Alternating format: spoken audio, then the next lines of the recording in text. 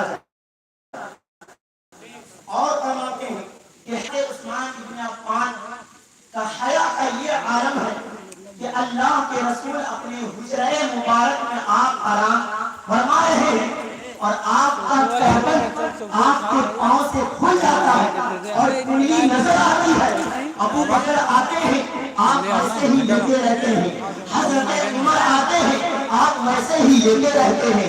حضرت عثمان آتے ہیں آواز آتی ہے کہ حضرت عثمان آ رہے ہیں. فوراً مصطفیٰ کریم اپنے کہبر کو سمیٹتے ہیں اور اٹھ کر کے بیٹھ جاتے ہیں. اس منظر کو ام المؤمنین حضرت عائشہ صدیقہ دیکھ رہی تھی. ابو بکر اور عمر اور عثمان کے جانے کے بعد عائشہ عرض کرتی ہے کہ یا رسول اللہ میں کیا دیکھتی ہوں کہ ابو بکر موجود ہے, عمر موجود ہے اور آپ کی پنڈلی کھلی ہوئی ہے, لیکن جب عثمان آتے ہیں آپ اپنے کہبر کو سمیٹ لیتے ہیں. آخر عثمان کے آنے پر آپ نے کہبر کو کیوں سمیٹا؟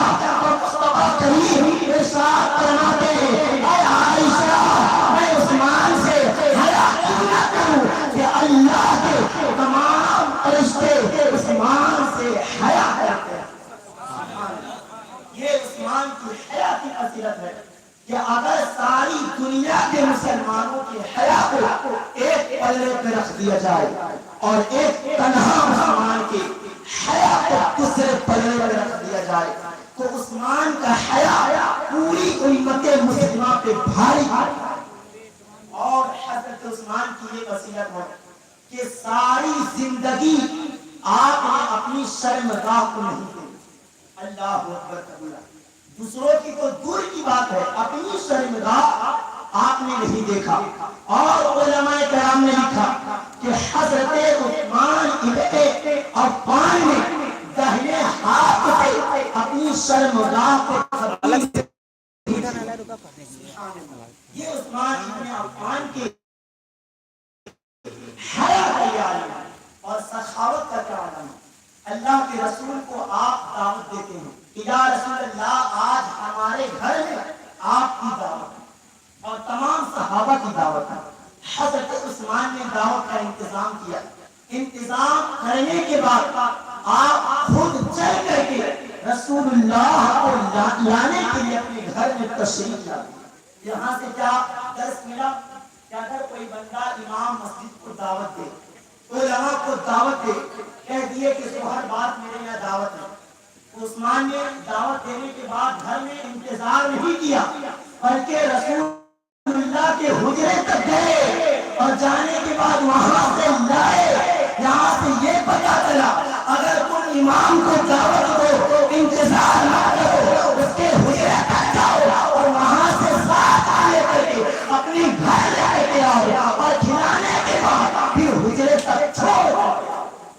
یہ عثمان نے بتایا. رسول اللہ کو دعوت دی اور رسول اللہ کے حجرے تک جاتے ہیں اور لانے کے لیے اپنے گھر تشریف لاتے ہیں تو حضرت عثمان ابن عفان نے رسول اللہ کے قدم کو گن رہے ہیں. جب رسول اللہ کے قدم کو گن رہے ہیں تو اللہ کے رسول نے ارشاد فرمایا کہ اے عثمان کیا بات ہے کہ آج تو میرے قدموں کو گن رہا ہے. تو حضرت عثمان ابن عفان عرض کرتے ہیں کہ یا رسول اللہ آج آپ کے حجرے سے لے کر میرے گھر کے آنگن تک جتنے قدم اٹھیں گے ہر ایک قدم کے بدلے آج عثمان ایک غلام کو آزاد. یہ سخاوت کا علم ہے کہ حضرت عثمان نے رسول اللہ کے ایک قدم کے بدلے آپ نے ایک غلام کو آزاد کر دیا.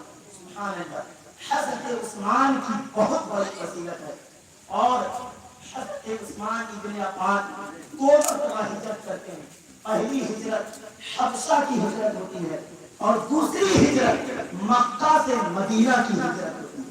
اور جب آقا کریم مکہ سے مدینہ ہجرت کرتے ہیں تو وہاں پہ پانی خرید کر کے پیتے تھے. پانی نہیں ملتا تھا.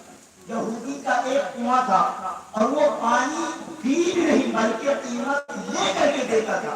تو اللہ کے رسول نے اس یہودی کو بشارت دی کہ اگر